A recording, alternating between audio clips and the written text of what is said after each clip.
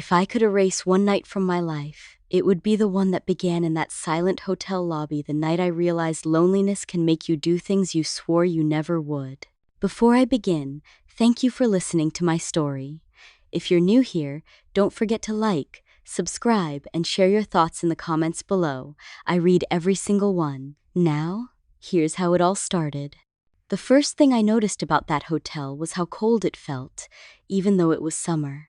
The kind of cold that doesn't come from the air conditioning, but from the quiet that polished, empty quiet that makes your heels echo like confessions.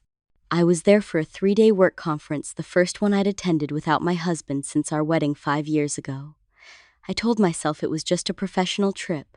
I told him I'd call every night. I told myself I'd miss him, and I did. At least at first. Our marriage had been running on routine. We weren't fighting exactly, but something had dulled. Even our good nights had become habitual, a peck on the cheek, eyes already on our phones. I'd been trying to ignore how lonely it felt to share a bed with someone who'd already fallen asleep emotionally. By the second night in that hotel, the quiet was almost too much. The room was sleek and beige, one of those modern business hotels where everything looks expensive but impersonal. The kind of place where nothing remembers you. That's when I met him. It was late, maybe 11 p.m. I couldn't sleep, so I went down to the lobby to get some tea. The concierge was still behind the desk, scrolling through something on a tablet. He looked up when he heard my steps. "Can I get you something, ma'am?" His voice was calm, unhurried, like someone who'd learned to move quietly in the stillness. I don't know what it was about him, but his tone felt steady. I think I'd forgotten what that sounded like. "Just some chamomile, if that's possible," I said, hugging my arms across my chest. He smiled, a small, real one. "I'll bring it to you myself. The restaurant's closed, but I think we still have some in the back." He disappeared for a moment, then returned with a silver tray, a porcelain cup, a small pot, a lemon wedge balanced on the saucer. No one had treated me with that kind of care in a long time. "Thank you," I murmured, surprised by the warmth in my chest. "Long day?" he asked. Something like that. He didn't push. He just nodded, like he understood more than I'd said. I should have gone back upstairs. I should have taken the tea and left it at that. But instead, I sat in one of those velvet chairs near the window. And when he asked if I minded company, "It's a slow night," he said with a grin. I nodded without really thinking. His name was Daniel. He'd been working at the hotel for 3 years. "Mostly nights," he said, "because that's when people need someone to talk to." There was something about his eyes, calm but curious, that made me feel safe and exposed at the same time. He told me about the strange things he'd seen during night shifts: drunk executives arguing with themselves, honeymooners leaving at dawn, an elderly couple who still held hands in the lobby every morning. I told him about my husband, about how we used to talk for hours, about nothing and everything, and how now the only time he looked up from his phone was to ask if we needed more milk. Daniel listened, not like he was waiting for his turn to speak, but like he actually cared. "I think sometimes," he said slowly, "people forget that love needs tending, like a fire. You can't just expect it to burn without feeding it." I remember looking at him then, the warm light catching the edge of his jaw, the quiet sincerity in his face, and feeling a sting in my eyes. I blinked hard, trying not to cry. "I don't even know why I'm telling you all this," I whispered, embarrassed. "Because it's late," he said softly, "and sometimes it's easier to tell a stranger the truth." His words hung between us, gentle and heavy at once. When I finally went back to my room, I could still hear his voice in my head, the calmness of it, the way he'd looked at me not like a coworker or a wife, but like a person. I turned on the shower just to fill the silence, but it didn't help. The walls still felt too close. The next morning I told myself it was nothing, that I was just tired. But when I passed through the lobby on my way to the conference room, he was there again. He smiled when he saw me, a quiet, knowing smile that made my heart skip before my mind caught up. "Morning," he said, handing me a to-go cup. "Chamomile again. Figured you might need it." My throat tightened. "You remembered." "Hard to forget someone who looks like they need a little kindness," he replied lightly. For the rest of the day, I couldn't stop thinking about that line. Someone who looks like they need a little kindness. I should have known then that something was shifting. That evening, after the last seminar, there was a networking dinner. The kind of event where everyone pretends to be more important than they are. I laughed in the right places, nodded at the right times, but all I wanted was to escape. So I did. I left early and slipped back to the hotel. The lobby was nearly empty again, quiet, warm, dimly lit. Daniel was at the desk, reading. When he saw me, he smiled. "Couldn't stay away from work talk?" he teased gently. "Too many suits," I said, rolling my eyes. He chuckled. "I get that. Want some tea again?" I nodded, and he disappeared to fetch it. When he came back, I noticed a small scar just beneath his wrist, the kind that told a story no one had asked him to tell. We sat in the same chairs as the night before. The city outside was a blur of lights and rain. The conversation slipped easily this time, deeper than it should have for two people who barely knew each other. Somewhere in the middle of his story about a trip he'd taken to Lisbon years ago, our eyes met and didn't move away. The sound of rain grew louder. For a moment, it felt like the world had narrowed to that space between our breaths. He looked at me, really looked, and said quietly, "You deserve someone who sees you." My heart thudded once, hard. "Daniel." I started, but I didn't know how to finish. He leaned back, the softness returning to his face. "Sorry," he said with a faint smile. "That was probably too much." "No," I whispered. "It's just, no one said something like that to me in a long time." He nodded slowly, eyes searching mine. Then the silence deepened, not awkward, but heavy, intimate, dangerous. I could feel something unspoken building between us, something neither of us dared to name yet. When I finally stood to leave, my hands trembled slightly as I reached for the cup. "Good night, Daniel," I said, my voice barely steady. "Good night, Claire," he replied, my name sounding softer in his mouth than it had in years. As the elevator doors closed, I caught a glimpse of him watching me, his expression unreadable, but lingering. And for the first time in years, I couldn't tell if I was more afraid of what might happen or what might not.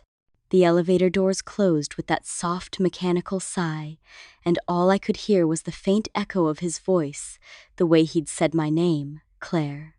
As though he'd known it far longer than the 2 days we'd spoken. I pressed the button for my floor and stared at the mirrored walls.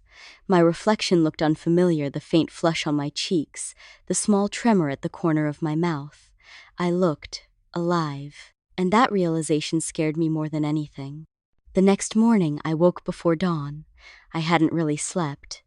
My mind kept replaying that moment, his voice, the pause, the unspoken weight between us.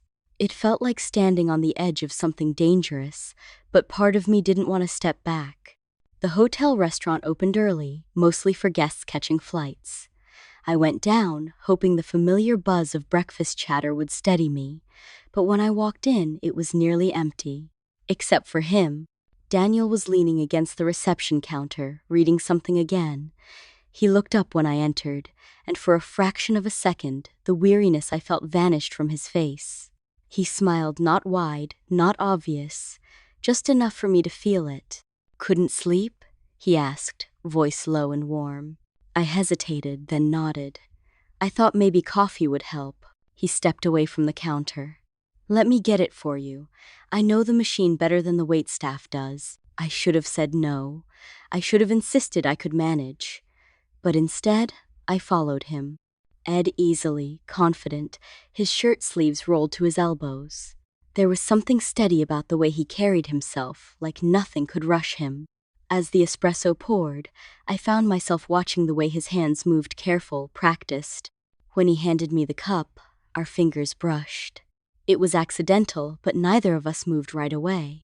A spark, not literal, but felt all the same, flickered between us. He cleared his throat first, stepping back. "Sorry, it's fine," I whispered. My voice sounded strange to my own ears, soft, uncertain. For a moment, we stood there, the hum of the coffee machine filling the silence. Then he said, I get off around 3 this afternoon.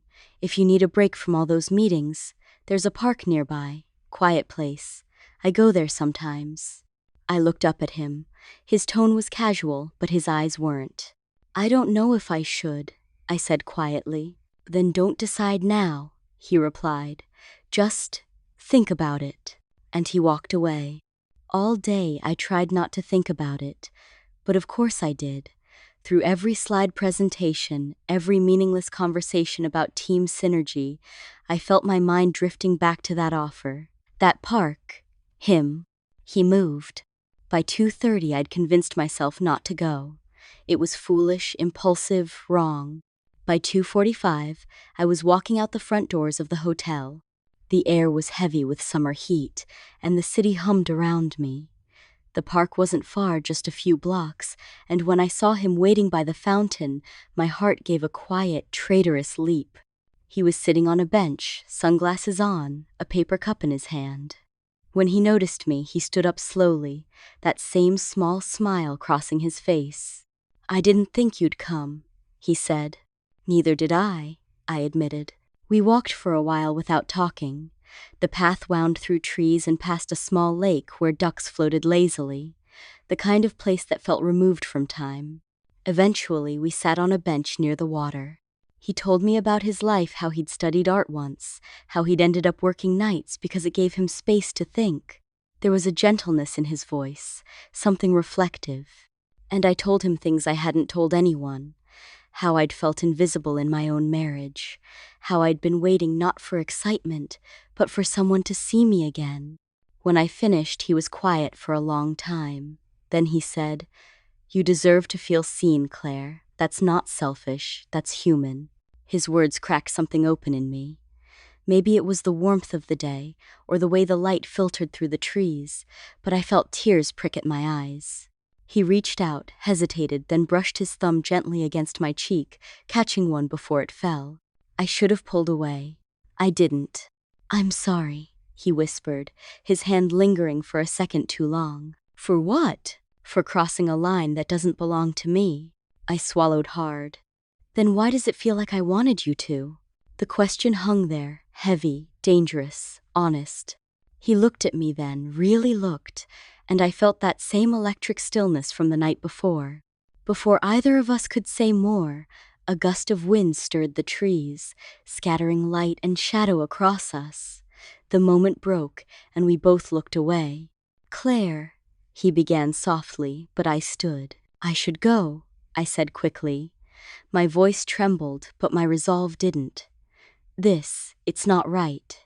"I know," he said, "but that doesn't mean it's not real." I didn't answer. I just walked away, heart pounding, the sound of his words echoing with every step. That night, I couldn't eat, couldn't sleep. Every time I closed my eyes, I saw the way he'd looked at me, steady, unguarded.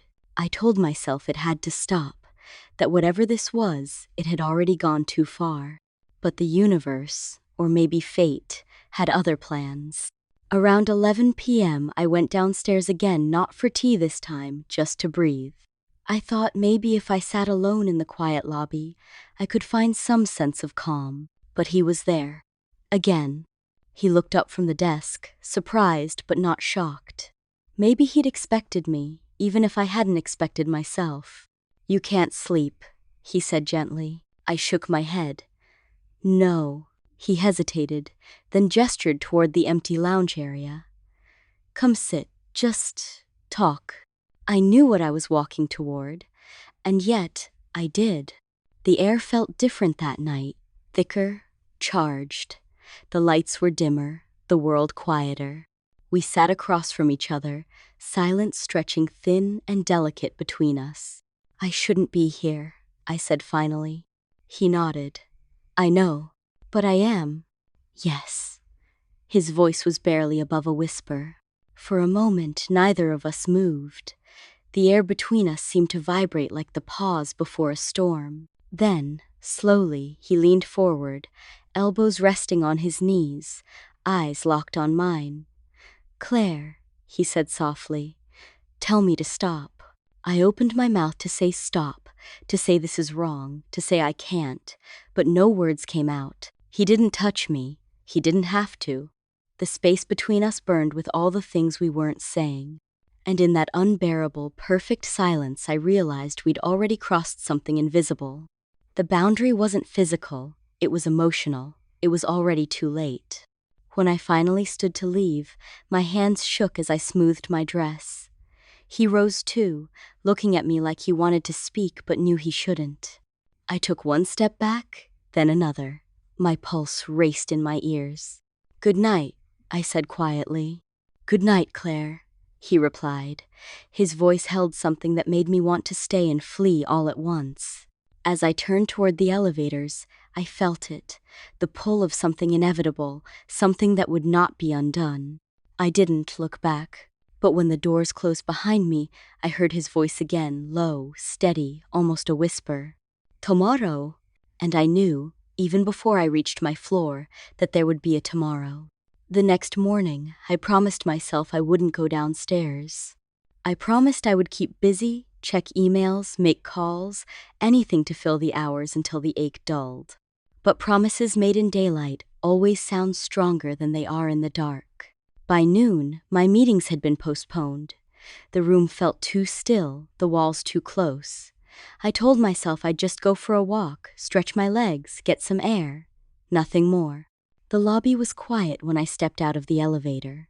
A family passed through the glass doors, laughing, dragging luggage behind them.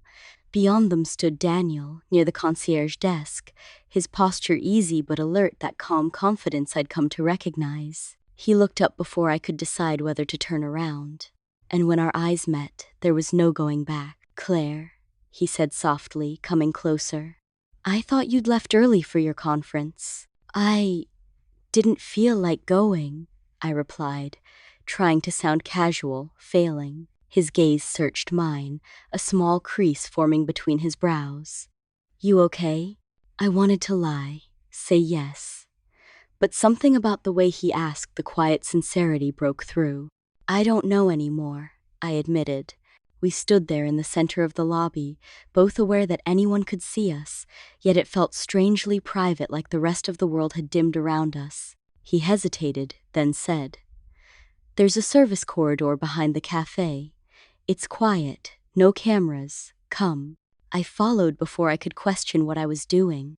The corridor was narrow, lined with storage doors and the faint hum of machinery. The scent of fresh linen mixed with something faintly chemical. Daniel closed the door softly behind us, the sound echoing like a secret sealed. For a moment, we just looked at each other, the air so charged it almost hummed. "Why did you come?" he asked finally, his voice low. "I don't know," I whispered. "I just couldn't stop thinking about you." He took a slow step forward.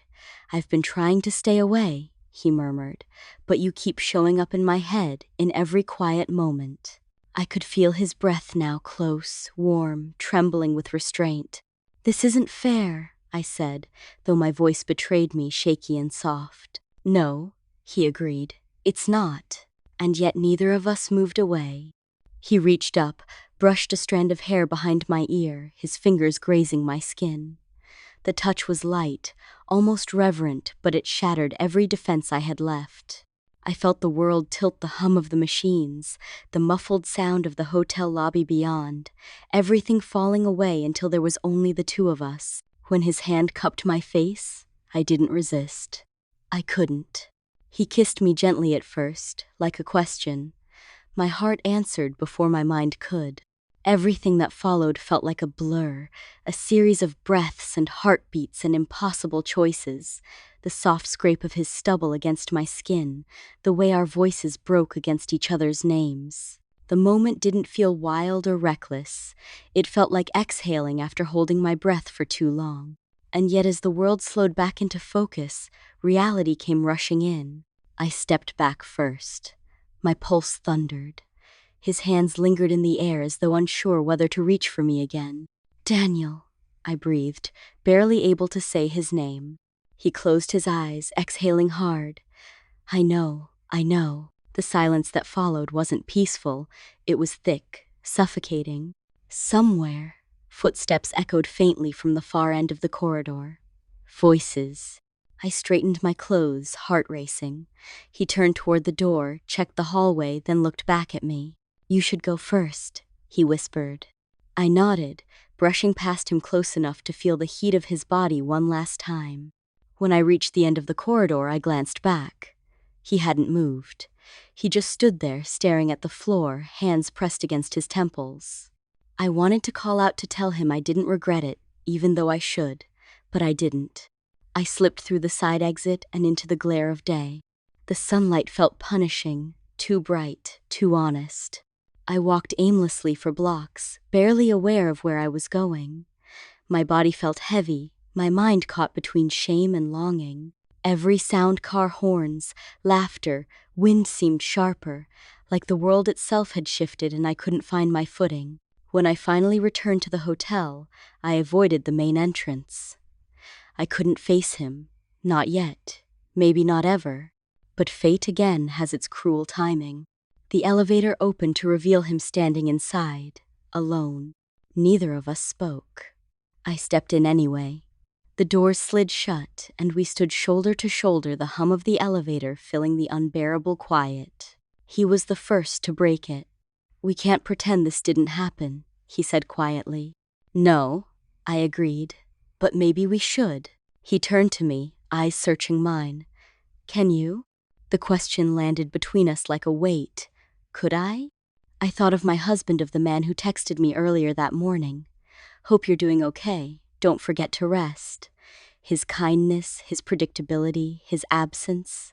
Then I thought of Daniel, the way he looked at me, not as someone's wife or as a guest, but as a person. "I don't know," I whispered. The elevator dinged. My floor. He didn't move. Neither did I. "Claire," he said softly, almost pleading. "Don't look at me like that unless you mean it." My breath caught.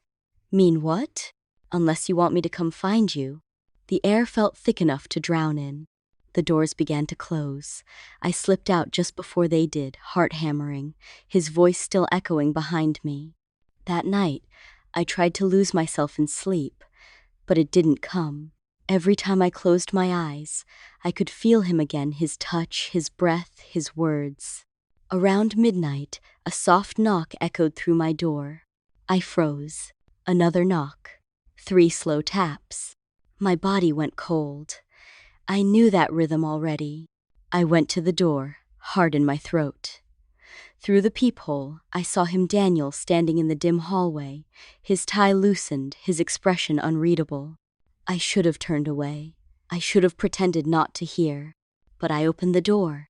He stepped in slowly, closing it behind him without a word. For a moment, neither of us spoke. The silence was louder than anything. His eyes met mine, and something in me broke. He reached for me, tentative, questioning, and I didn't stop him. The rest unfolded in silence, wordless and slow, like two people falling into a storm they'd both tried to avoid. It wasn't passion, it wasn't madness, it was recognition of loneliness, of need, of something we both lacked and feared. And when it was over, when the room was still and quiet again, the weight of what we'd done settled over us like a shadow. Daniel lay beside me, staring at the ceiling. "This changes everything," he whispered. I didn't answer. Because he was right. I turned toward the window, the city lights blurring beyond the glass, and wondered how something that felt so inevitable could also feel like the beginning of the end. In the reflection, I saw him watching me, his expression caught somewhere between tenderness and regret.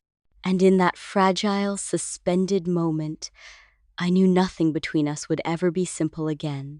The morning after felt too quiet. Not peaceful, just hollow. The sunlight bled through the hotel curtains in thin gold lines, dust floating in the air like suspended guilt. Daniel was gone when I woke. The sheets beside me were cold, the pillow barely indented. No note, no goodbye.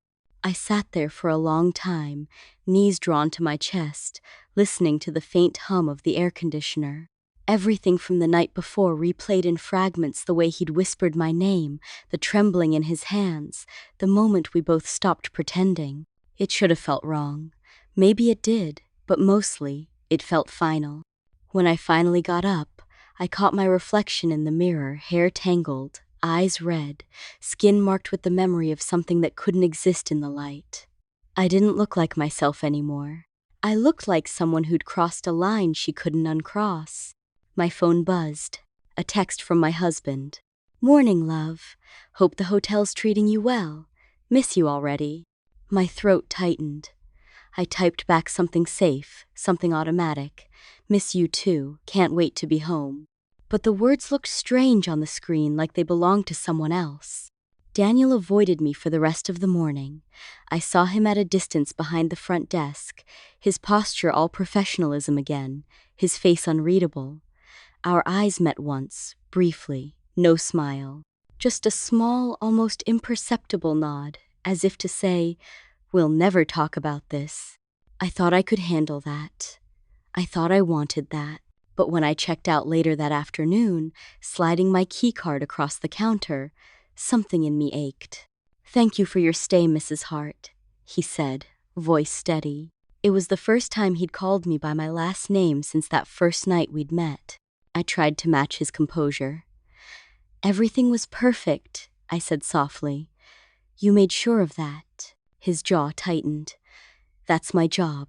Our hands brushed as I reached for the receipt, and that single touch was enough to shatter all the walls we were both trying to rebuild. But neither of us moved, neither of us spoke. And then he looked away. "Safe travels," he murmured. The drive home felt endless. Each passing mile felt like a silent accusation. I told myself I would bury it, whatever had happened in that hotel room, whatever it meant, it would stay there, locked behind those beige walls and white sheets. But the mind doesn't let you bury something that easily, especially not when it wasn't just about desire, it was about being seen. When I walked through my front door, my husband met me with a hug so familiar it almost hurt. "You look tired," he said, brushing my hair back.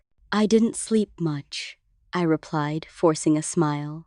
He kissed my forehead the way he always did. I stood there, stiff, unsure whether to lean into it or step away. He smelled like home, like detergent and cedarwood, like safety. And yet, all I could think about was the faint trace of hotel soap still lingering on my own skin. Over the next few days, I tried to slip back into routine. Laundry, groceries, dinner, laughter that didn't reach my eyes. But guilt is a strange companion. It doesn't scream, it whispers. It hides in quiet moments, in glances, in the way someone says your name. Every time my husband touched me, I felt that whisper crawl up my spine. "You lied, you crossed a line, and you can never take it back." I started avoiding mirrors, avoiding silence. But one night, while I was folding laundry, my phone buzzed. "Unknown number.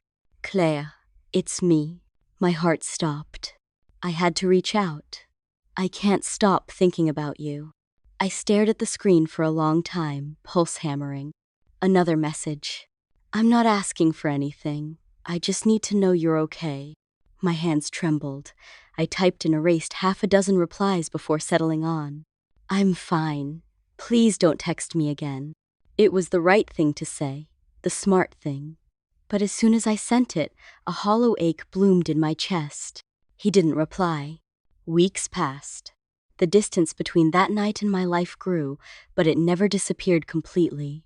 Some mornings I'd wake up and almost believe I'd imagined it. Then something small, a scent, a tone of voice, the flicker of a hotel ad on TV would bring it all rushing back. My husband started noticing too. "You've been different lately," he said one night, as we sat together on the couch. "Different how?" "I don't know," he said slowly. Quieter, distant. I forced a smile, resting my head on his shoulder. "Just tired, that's all." He accepted the lie with a nod. Maybe he wanted to believe it as much as I wanted him to. But later that night, lying beside him in bed, I found myself staring at the ceiling again, just like I had in that hotel room. I wondered if Daniel was doing the same somewhere, thinking about me, regretting me, missing me. Months later, my company held another conference, same city, same hotel. When the email arrived in my inbox, my stomach dropped. I could have asked to skip it. No one would have blamed me. But instead, I found myself clicking accept. Maybe part of me wanted closure. Maybe part of me just wanted to see if the ghosts were real. When I walked into the hotel lobby that evening, everything looked the same. The chandelier light, the faint hum of music, the scent of polished marble. But he wasn't there. I checked in at the front desk. A young woman handled my booking, polite and efficient. I asked, trying to sound casual, "Is Daniel working tonight?" She frowned slightly. "Daniel? Oh, he left a few months ago. Moved out of state, I think." My chest tightened. "Did he say where?" "No, sorry." I thanked her and walked away, trying to steady my breathing. So that was it. He was gone. No note this time, no explanation, just gone. I stood in the elevator, staring at the reflection of the woman I'd become since that summer. Not the same wife who'd arrived lonely and unseen. Not the same woman who'd let herself fall into someone else's arms. Someone in between. Someone who'd learned that crossing a line doesn't erase your pain, it just changes its shape. That night, I sat by the window again, city lights glittering far below. My phone buzzed once a message from my husband. "Hope the hotel's nice this time. Don't forget to rest." I smiled faintly. "I will," I whispered, even though he couldn't hear.